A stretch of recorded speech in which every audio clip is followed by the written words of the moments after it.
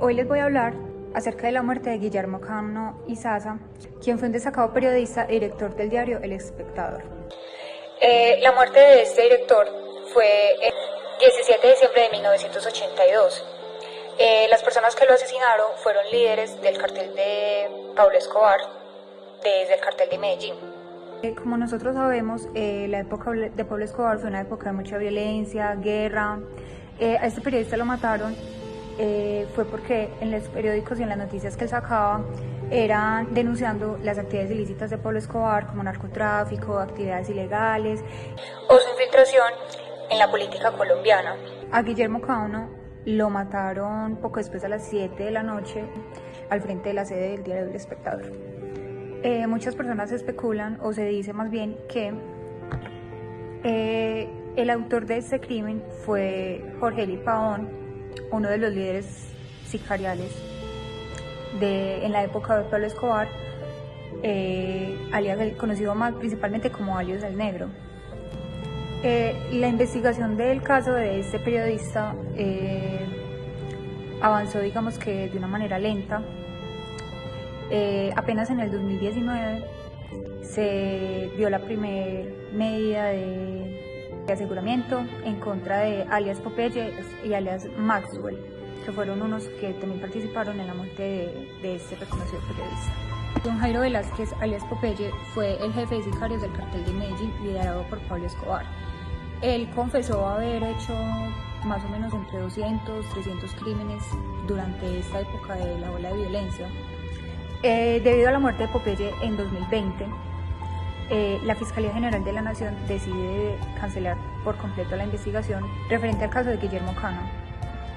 Apenas en el 2024 el gobierno decide hacerse cargo del asesinato de Guillermo Cano y decide que es buena hora para iniciar a hacer justicia por la muerte de este periodista.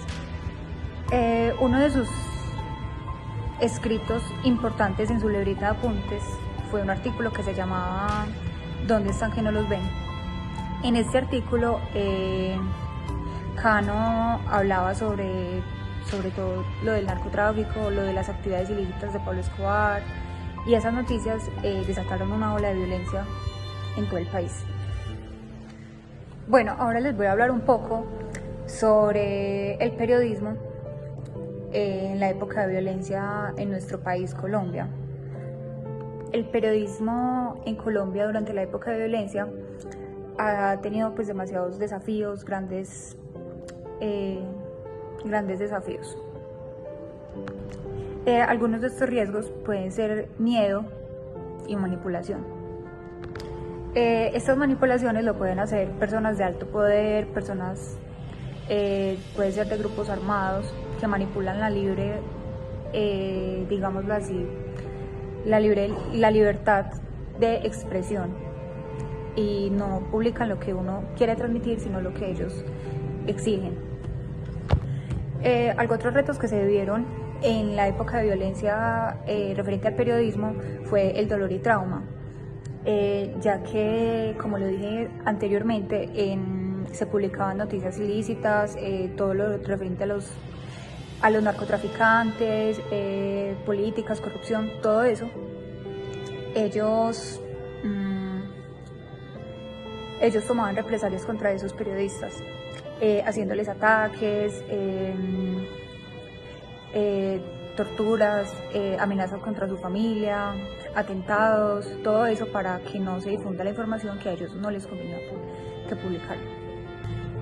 Otra cosa muy común que se dio en la época de violencia fue la censura, ya que no dejaban publicar ciertas noticias que, como lo dije, no les convenía y no lo dejaban montar.